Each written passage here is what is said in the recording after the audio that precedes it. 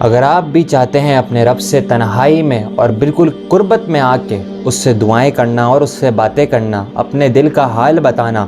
تو بس آپ بھی اس طریقے سے نماز کو انجام دیجیے، اور ساتھ ہی ساتھ آخری میں جس طریقے سے میں بتاؤں گا اس طریقے سے دعا کیجیے، تو رب تعالیٰ آپ کی بھی حاجتوں پر کن فرمائے گا۔ بسم اللہ الرحمن الرحیم۔ ایک بار پھر حاضر ہوں ایک نئی ویڈیو کے ساتھ۔ انشاءاللہ اس ویڈیو میں آپ کی رہنمائی کروں گا کہ نماز اور دعا کو کیسے ملا کے پڑھا بھی جا سکتا ہے اور اللہ تعالیٰ سے کیا بھی جا سکتا ہے۔ اپنی دعا اللہ تعالیٰ سے منوانے کے واسطے ہم پڑھنے والے ہیں 2 ایسے نفل جو کہ اللہ تعالیٰ کو بہت محبوب ہوں گے، اور پھر اللہ تعالیٰ آپ کے قرب میں اتنا ہوگا کہ آپ جو بھی اس سے مانگیں گے تو وہ براہ راست سماعت کرے گا اور آپ کی حاجتوں پہ ضرور کن فرمائے گا۔ تو بس اگر آپ چینل پر نئے ہیں تو اس چینل کو سبسکرائب کر دیجئے تاکہ نئی آنے والی انفارمیٹیو ویڈیوز آپ لوگوں تک پہنچتی رہیں۔ نمازوں میں دعاؤں کے طریقے بہت سارے لوگوں نے بہت سارے طریقوں سے بتائے ہوئے ہیں۔ اکثر لوگ کہتے ہیں کہ نوافل عبادات کرو یا نماز حاجات پڑھو جو اللہ تعالیٰ سے، پھر اس میں آپ جا کے اپنی مرادیں مانگو، اور اکثر لوگ جو ہے اس میں تعلیم کرتے ہیں کہ آپ نماز کو ادا کرنے کے بعد اپنے ہاتھوں کو الٹا کر کے سر سجدے میں رکھ کے دعائیں کرو، جبکہ اس طریقے کا عمل کرنا مناسب نہیں ہوتا، کیونکہ جب آپ سجدے میں جاتے ہیں تو سجدے کی جو فارمیلٹی ہوتی ہے اور سارے جو اس کے ارکان ہوتے ہیں اس میں ہاتھ بھی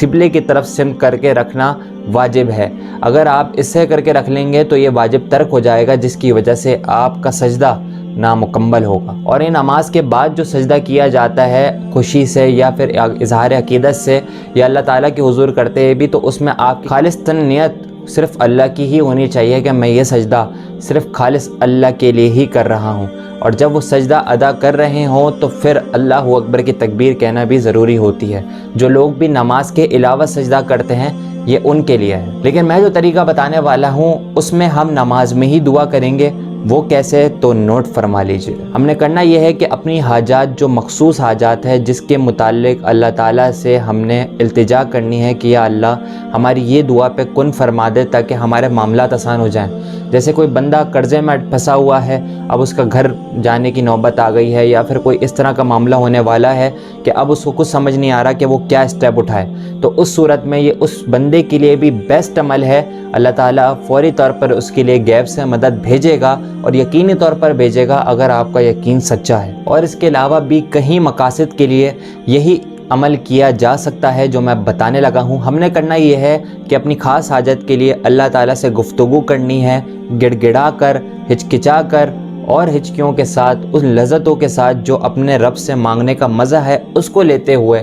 یہ جانتے ہوئے کہ وہی دے سکتا ہے، اس کے سوا کوئی دینے پر قدرت نہیں رکھتا۔ تو بس اپنے رب سے مانگنا ہے۔ کس طریقے سے؟ 2 نفل ادا کرنے ہیں اس طریقے سے کہ ہر نفل میں سورہ فاتحہ کے بعد 11 مرتبہ سورہ اخلاص پڑھیں گے ہر رکعت کے اندر۔ 2 رکعت نفل ادا کیے جائیں گے، ہر رکعت میں سورہ فاتحہ کے بعد 11 مرتبہ سورہ اخلاص پڑھیں گے، اور جب سجدے میں جائیں گے تو سجدے میں 3 یا 7 مرتبہ سبحان ربی الاعلیٰ کہنے کے بعد، اپنی اس تسبیح کو مکمل کرنے کے بعد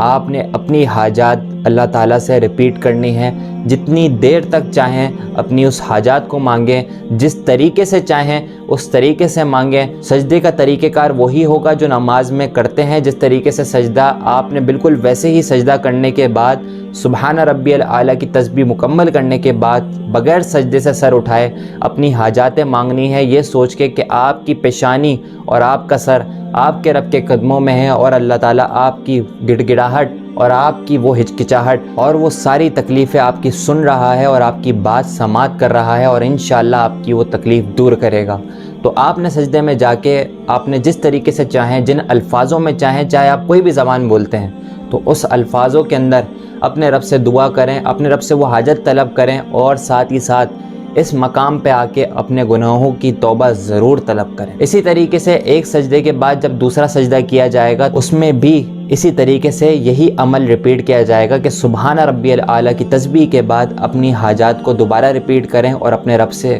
جس طریقے سے چاہیں مانگیں۔ پھر جب دوسری رکعت ادا کر رہے ہوں گے تو اس کے دونوں سجدوں میں بھی یہی عمل ریپیٹ کیا جائے گا کہ اپنے رب سے جس طریقے سے چاہیں سبحان ربی الاعلیٰ کی تسبیح کے بعد آپ جو چاہیں مانگیں، جو چاہے طلب کریں، وہ آپ کو ضرور عطا کرے گا۔ بس آپ نے اس یقین کے ساتھ مانگنا ہے اور یہ تصور کر کے مانگنا ہے کہ اللہ رب العزت آپ کے سامنے ہے، اور آپ کی ہر ہچکی کو، آپ کی ہر اس سانس کی لذت کو جو آپ اس کے سامنے استقلال کے ساتھ اور عاجزی کے ساتھ، انکساری کے ساتھ آپ اس کے سامنے پیش کر رہے ہیں، وہ آپ کی ہر ایک ادا کو سماعت کر رہا ہے، دیکھ رہا ہے، تو بس آپ کی دعا ضرور قبول ہو جائے گی۔ پھر آپ نے اس طریقے سے اپنی نماز مکمل کرنے کے بعد آپ نے دوبارہ ہاتھ اٹھا کر 11 مرتبہ درود ابراہیم پڑھ کر پھر آپ نے اپنی اسی حاجت کے حوالے سے دعا کرنی ہے، اسی مقصد کے حوالے سے دعا کرنی ہے، اور جس طریقے سے چاہیں اس طریقے سے کرنی ہے، رو رو کے کریں، گڑ گڑا کر کریں، اپنے رب سے جیسے مانگیں۔ اللہ تعالیٰ کو مانگنے والا ہاتھ بہت پسند ہے، کیونکہ وہ دینے والا ہے، تو اس لیے اللہ تعالیٰ آپ کو ضرور عطا کرے گا، بس آپ نے کامل یقین رکھنا ہے۔ اور جب آپ اپنی دعا مکمل کر چکے ہوں گے تو اس کے بعد آپ نے دوبارہ سے 11 مرتبہ درود ابراہیم پڑھ کے اپنے چہرے پر ہاتھ پھیر کے سرخرو ہو جانا ہے اس بات سے، اور تسلی بخش ہو جائیں کہ اب آپ کی مدد اس مقصد کے لیے آنے والی ہے، تو انشاءاللہ ضرور آپ کی مدد پہنچے، کیونکہ رب تعالیٰ سے جس کسی نے بھی کچھ بھی مانگا ہے تو اللہ تعالیٰ نے اس کو ضرور عطا فرمایا ہے، بشرط ہے کہ اللہ تعالیٰ سے حق کی مرادیں مانگی جائیں۔ اللہ تعالیٰ اپنے بندوں کو مایوس نہیں کرتا، اور خاص طور پر اس امت کو تو بالکل نہیں کہ یہ اس کے حبیب کی امت ہے، تو ہم کیوں مایوس ہوں کہ ہم ان کے امتی ہیں جو اللہ کے حبیب ہیں۔ کبھی عرش پر کبھی فرش پر، میں یہاں نہیں تو کدھر کدھر، غم عاشقی تیرا شکریہ میں کہاں کہاں سے گزر گیا۔ تو جس نے نبی سے محبت کی اور اللہ سے محبت کی، وہ اس دنیا اور آخرت کے اندر سرخرو ہو گیا۔ میرے علم سے، قول سے، فعل سے جو کچھ بھی ہو سکا میں نے آپ لوگوں تک پہنچانے کی کوشش کری۔ اب آپ لوگوں کا کام ہے ان باتوں کو دوسروں تک پہنچانا، تاکہ اور بھی لوگوں کی رہنمائی ہو سکے۔ اگر کسی بھی قسم کا استخارہ معلوم کرنا چاہتے ہیں، کسی بھی خواب سے ریلیٹڈ اپنی تعبیر معلوم کرنا چاہتے ہیں، تو اپنا استخارہ یا خواب لکھ کے میرے آفیشیل واٹس ایپ نمبر پہ بھیج دیجئے، اور 1 سے 2 دن کے اندر آپ کو جواب دے دیا جائے گا۔ تو دعاؤں میں روحانی بھائی کو یاد رکھیے گا، آپ کا روحانی بھائی محمد فائز شیخ مصطفی۔ السلام علیکم ورحمۃ اللہ۔